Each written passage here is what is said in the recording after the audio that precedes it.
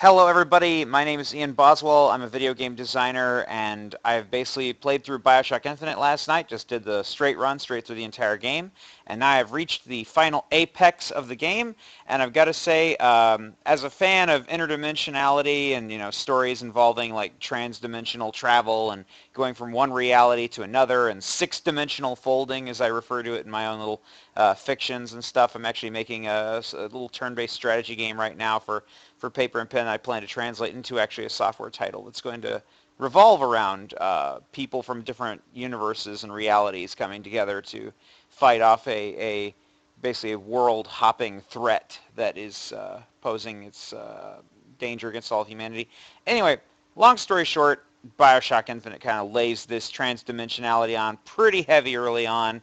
If it isn't already obvious by the time you start opening up Tears with Elizabeth, it should be pretty darned obvious by the third act of the game, which comes just out of nowhere. And basically one thing a lot of people have been saying to me is, Ian, what's up with the ending? And a lot of people have been trying to understand the ending. They're like, my mind is completely, whatever. Okay.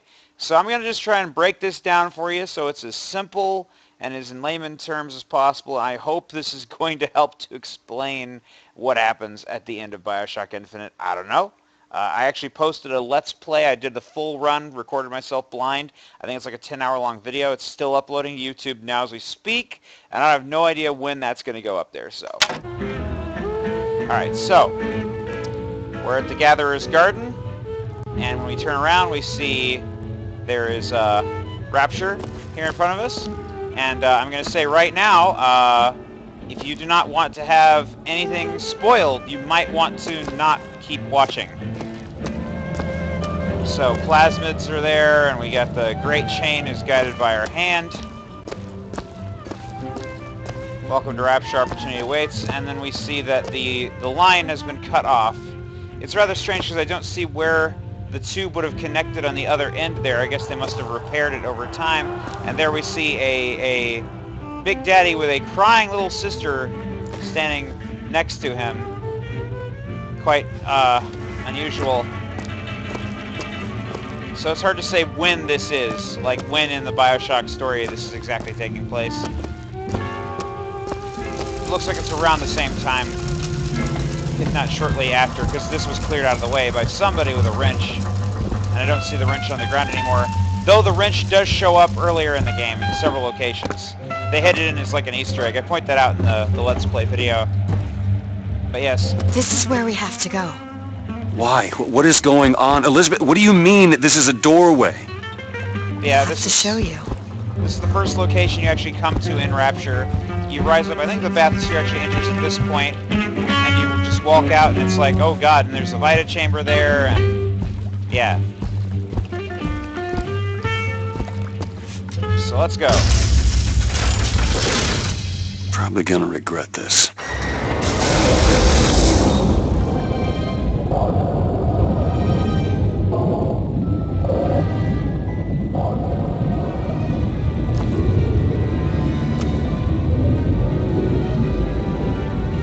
All good things flow. City at the bottom of the ocean.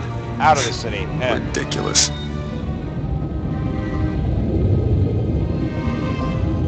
Yes, Booker, it's as ridiculous as a city in the sky.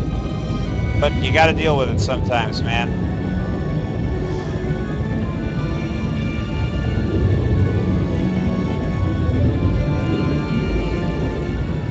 Now,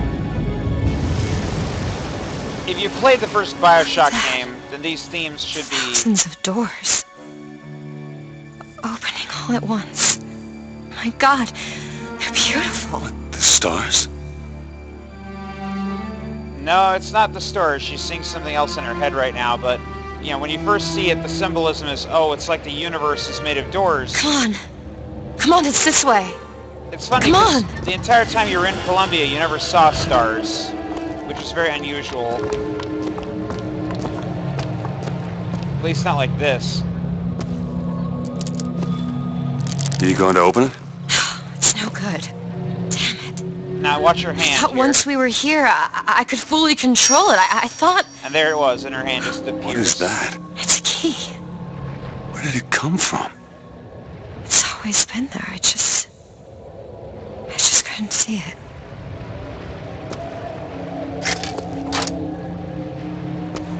Yeah, the key has always been there. Now, what this is actually a representation of is the fact that she said that when she was a kid, she could just choose to open the doors and open the tears whenever she wanted to. It was an act of her own free will and volition. And that the power was siphoned off of her so she wouldn't have that power. And that was why they kept her caged up. They kept her tame that way. See? Not stars. They're doors. Doors to... To everywhere. All that's left is the choosing.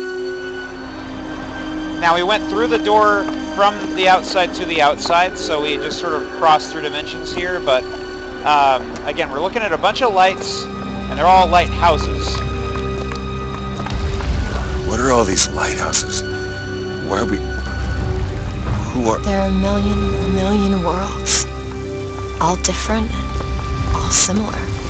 Constants and variables. What? There's always a lighthouse. There's always a man. There's always a city. How do you know this? I can see them through the doors. You, me, Columbia, Songbird. But sometimes, something's different. Yet the same. Constants and variables. Yes. Now, this goes back to the idea that, you know, you see the lights rising up there, and then they sort of curve outward. The idea is that this isn't the sky anymore, but it's just a looped interior version of the Earth. And so all those are actually lighthouses. And we're looking at the grand multiverse that is being explained through symbolism, and the symbolism is the lighthouse itself, being the state of the beginning of a Bioshock-style adventure. And so out here we're seeing billions and, you know, millions and billions of Bioshocks that could potentially be. Now, let's look at this from two different perspectives. Science and art. Now, the scientific perspective of this is that we're looking at string theory personified. We're looking at the idea that there's multiple versions of reality holding, you know, strings together that are the reason why matter exists in the first place. It's that there's various different versions of reality, and for every potential choice, every potential place where a coin might flip heads or tails, every place where two variables could come and twine, or where two places could be unraveled, and, you know, the string could be made into two strings, that is essentially where we have two different worlds. So for every choice, that literally could have been 50-50. Now, of course, Skinner postulates that we as human beings are not able to make choices. We are simply the substrates of our chemical influences and stimuli, and the whole world is just motivating us, and we're all robots, automatons moving forward. So let's not talk about free will. Screw free will. We're not even talking about that. We're just talking about variables, and variables meaning randomness, chaos. The universe itself could be in a state of flux. Waves versus particles. When a particle is a particle, it is finite. But when it is a wave, it can be two particles at the same time. You ever hear of the double slit experiment? If you haven't looked up that, I suggest you watch a video on it. There's some pretty good videos explaining it in layman's terms. But the idea is that if you have two slits and you fire protons, if you fire electrons through them, basically on the other side, the electrons will form a wave pattern, and they will act as if they've gone through both slits and bounced off each other when the electrons are fired through and not observed with measuring tools. But when you measure the electrons, they will not form a wave pattern, but instead will form two basically patterns on the other side, as if you were shining a flashlight through, and they follow the finite laws of physics. And now here, we're looking at the waves. Exactly. We swim in different oceans but land on the same shore. See, she's describing waves. Waves. I don't understand. It's all has to do with waves, waves, waves. Happen all the same. Why? Because it does. Because it has. Because it will. There's so many choices. They all lead us to the same place. Where it started. No one tells me where to go. Booker. We've already been. Yeah, that's the thing, is the Booker DeWitt we're playing as, the Booker DeWitt that we are now, is the man who has done this a dozen times or more. No, he's done it more than that. If you were to believe the coin flip and the readings on it, then he has done this many times.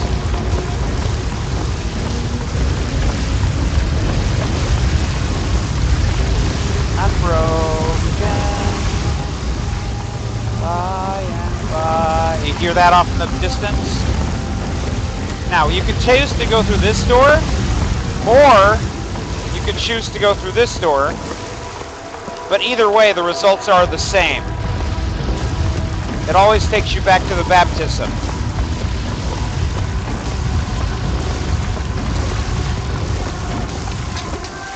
And the reason this is here is to show that choice is an illusion. Wait a minute. I know this place. I was here. It's been 20 years ago, right after Wounded Knee. I was looking for... Come on now, time's a-wasted. Why were you here? Are you ready to have your past erased? Are you ready to have your sins cleansed? Are you ready to be born again? Take my hand. No. He No, scalped. I don't want to. He scalped already did, so many Native didn't you? Americans. He killed so many people. And now he wants to just redeem himself for his sins. And so he's come here looking for answers. A lost man, trying to make some sense out of his life and find some peace.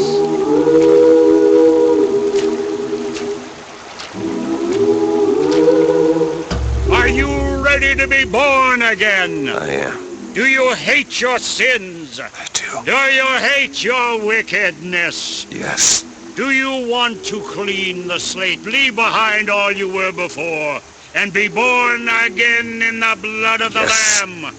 Jesus, wash this man clean. Father, make him Stop born it. again. Lord, Stop it! what are you doing? Get off me! Get off! Son! You didn't go through with it. Think a dunk in the river's gonna change the things I've done? Let's get out of here. Hey, these doors of yours, they're all tears, right? We'll open one up. Open one up to Paris. I want to be shut of all this. Not until we find Comstock. Comstock's dead! No. He was here. This way. You see, that's the thing, is when you're talking about multiple dimensions, if you kill a man, he's still going to be around in another reality. And Elizabeth has to deal with him in every reality, because she can see all the doors, don't you see? She sees Comstock still alive in all the other forms he takes. And there's billions of Comstocks. You can't go out and kill them all. They're all too well armed, and one man can't do it. Even an army of Booker DeWitts couldn't do it. Because, you see, we have to kill them at the source. We have to find the root. Remember, they keep talking about it again and again and again in the game. Pulling out the root. Pulling out the root. They keep mentioning it as a theme. All throughout the game, they keep saying it over and over again. And so we must find Comstock's root and pull him out before he grows and goes into all the various tangential realities that he can occupy. And what of my debts? Bring us the girl, and wipe away the debt. This is the man who hired me to find you. Really? Yes. The girl for the debt. Now, remember, they said that he makes up memories to try to, fill in the blanks. The memory is of him losing his, young baby daughter, as we'll soon learn, but there are other memories too which he put together. Like, for instance, maybe all of Columbia was based on Booker DeWitt's memories. The blind Baptist at the very beginning of the game you encounter is the same as the blind Baptist there. Maybe all of Columbia is just a construct of his mind. And remember how she talks about wish fulfillment? Perhaps Columbia is Booker's wish fulfillment. Now here they pretty much just like teleport as soon as you look away. This is wrong. Yeah. What is this? There's no baby. I remember. No, there was no baby, and if there was, I sure as hell wouldn't give it over to this guy. Booker, you don't leave this room until you do. Do it. Time is running short. Bring us the girl, And wipe away the debt. In every possible universe, in every possible outcome, he did this. He gave her up. Anna DeWitt. A.D. Go ahead. No. You can wait as long as you want. Eventually you'll give him what he wants. Now, I watched... You know all this. I can see all the doors, and what's behind all the doors. And behind one of them, I see him.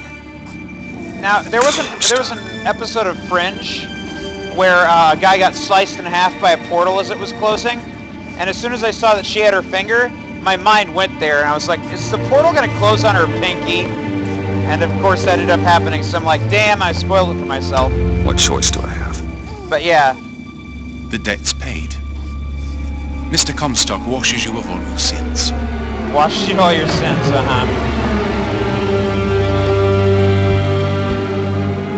Now, Comstock...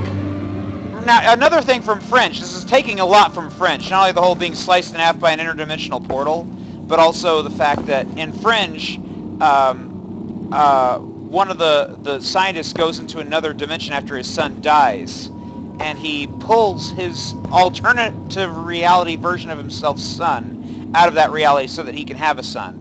So Comstock knew that this was his flesh and blood in another reality. And he saw the poor state that Booker DeWitt was living in. I mean, just look at this place.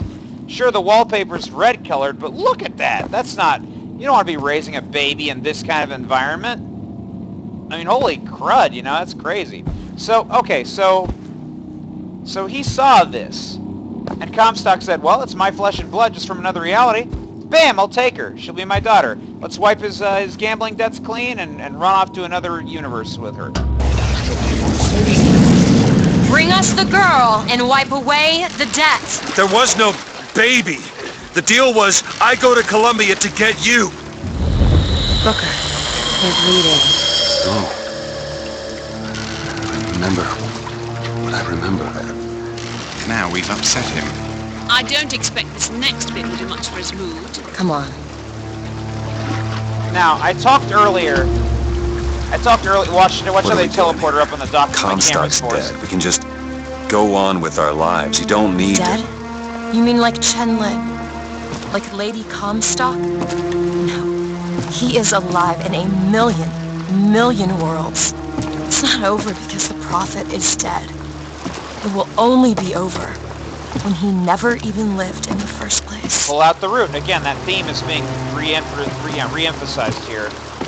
Now, I want to say one more thing before we go through this door. I want to say one more thing. It's important. I don't know if you can hear me over all that noise, so I'm going to just pause for a second. Now, I talked about the science of quantum mechanics and stuff like that, and tangential realities and multiple dimensions. I didn't talk about the art. Think about this from Ken Levine's perspective. Remember, you saw all the Bioshock Infinite footage and stuff early in the past? There was an early Elizabeth model where she didn't look quite like this model.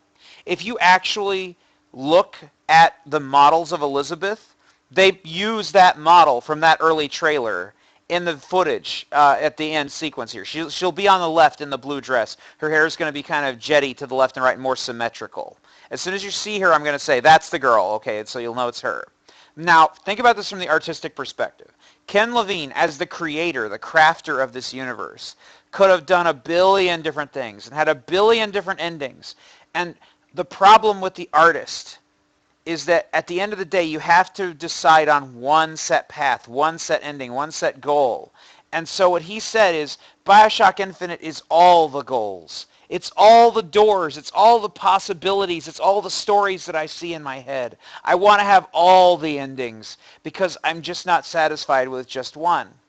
And so he then asked himself, if everything existed in the same multiverse, and you could go from one reality that I cook up to another that's all in my head, then what is the ultimate conclusion? What would be the stemming of the root, as it were, that would stop these events from ever transcending? And he realized, you have to basically kill Comstock before he's ever born again.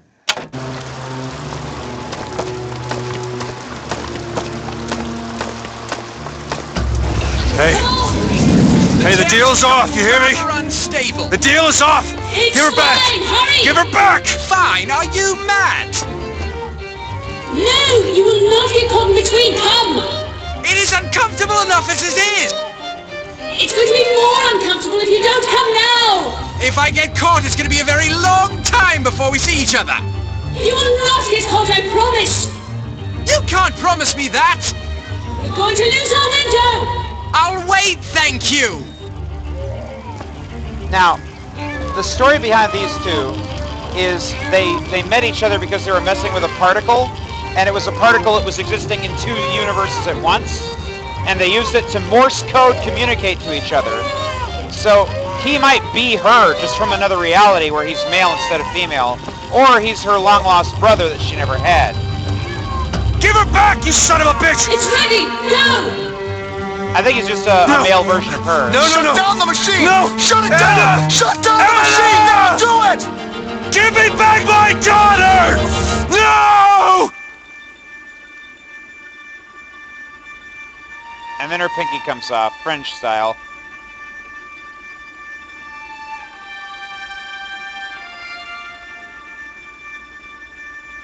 You see the blood trickle down. Anna!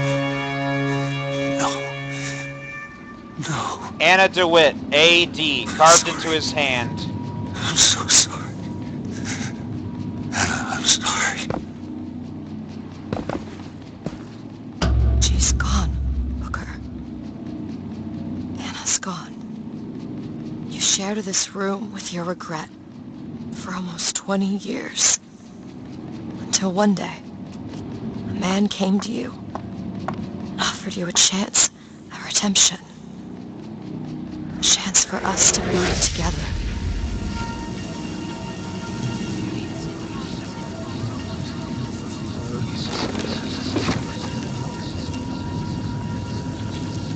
So they came, and they provided us with this method. And he did it solely because he knew that he basically wanted to fix all of this. I mean, who wants to keep looping through all these realities over and over again? It's gotta have some sort of an ending. So I told you it would work. We already know it works. The question is, now he's already passed through to this world from he suppose he branded Booker's himself world. as some sort of penance. Should have. Don't see the point. What's done is done. What's done will be done. I suppose the brand is his hair shirt, as he is ours. Wipe away the dead. Miss the girl. Wipe away the dead. See? Miss the He's girl. starting to put his story together. Wipe away the You're quite fond of this theory of yours. He's manufacturing new memories from his old ones. Well, Wipe. the brain adapts. I should know. Miss I've the girl. lived it. He lived it. He said he's lived Booker, it. wake up. So when he came through to her world, he also Booker, wake up. manufactured memories. This is where it started. I sold you. I sold you. To your credit, you did try to weasel out of the deal. This is all Comstock's fault. What if I went back? Killed him before he did any of this? Things get set in motion. How would one know how far back to go? That's the only way to do it. Go back to when he was born, and I'll smother this son of a bitch in his crib. When he's born, huh? Or born again, ha ha ha.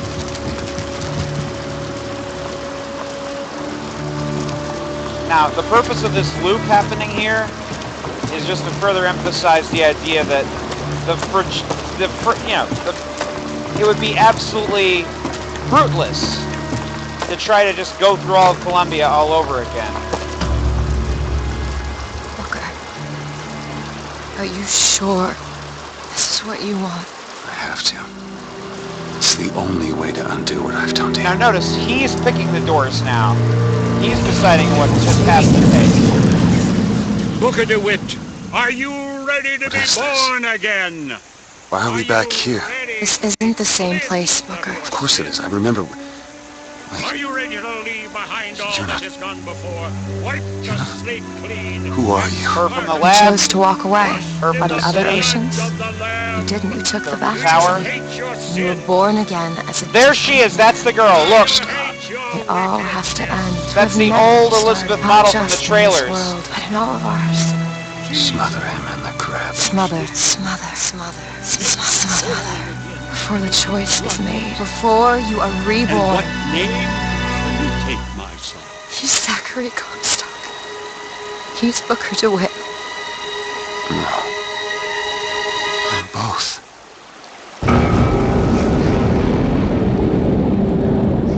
And so you drown.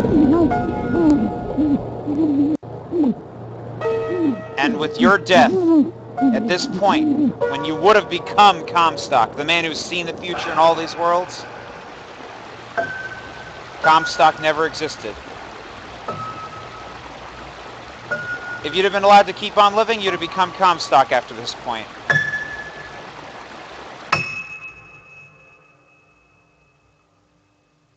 Now, whether the universe keeps on going or not is up to you as the viewer to decide. It's entirely up to you to interpret. But yeah, with that last piano note, it could just mean the death of everything.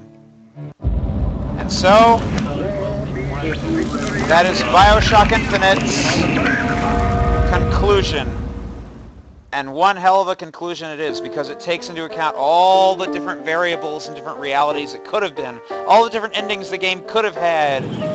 And it said, well, since we've got interdimensionality now, this is what we had to end it. If you're going to end on something, it's got to be this. Though they could have given you the illusion of choice, but if they'd given you a choice, then it would have been too crazy. Because all those choices could have had tangents. So, I hope you enjoy my conclusion of Bioshock ending. And remember, this has to be the ending, because if there was a choice, then again, that would mean multiple, all sorts of different paths and endings and possibilities. So the one thing Booker DeWitt would have always done after having seen himself and what he could become in the future was to snuff himself out before he ever became that. That thing that he considers to be abominable and the thing that he hates, a racist, a bigot, all these horrible things, and also a very religious man, which he himself was not, just all these things combined he didn't want to become. And in that choice of self, murder, suicide, whatever you want to call, he has essentially made it so that Infinite never even happened in the first place. Or did it? It's still up to you to decide. But yeah, it also is really cool if you think about it this way. Think about it this way. Every time you've ever played the game, and all the other times all the other players have played the game, are all tangentially within the same universe. So we're all playing the same game in the same reality. It's just that we all did different things. Like maybe we used a different plasmid, or maybe we used different guns, or maybe we upgraded ourselves in different ways. But ultimately we are all Booker DeWitts within the same universe. So that's how all the players are interconnected. And that, my friends, is really cool when you think about it. And that's your moment of zen.